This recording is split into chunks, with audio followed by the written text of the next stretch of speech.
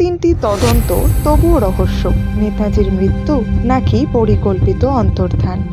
1945 সাল তাইহোকু বিমান দুর্ঘটনা ঘোষণা করা হলো, শহীদ হয়েছেন সুভাষচন্দ্র বসু।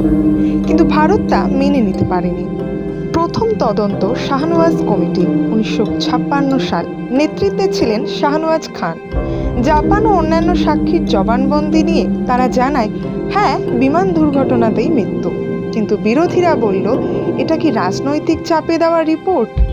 দ্বিতীয় তদন্ত খোসলা কমিশন 1970 সাল, বিচারপতি জি.ডি. খোসলা দীর্ঘ শুনানির পর আগের সিদ্ধান্তই বহাল রাখলেন, দুর্ঘটনাই সত্য।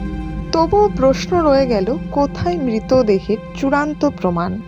তৃতীয় তদন্ত মুখার্জি কমিশন 1999 সাল, সবচেয়ে চমক।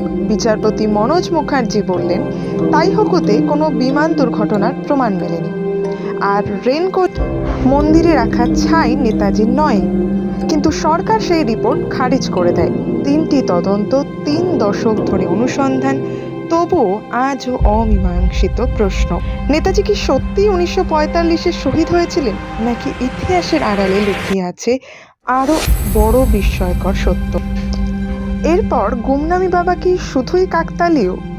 জানান আপনার মত, লাইক এবং সাবস্ক্রাইব করে পাশে থাকুন চ্যানেলটির।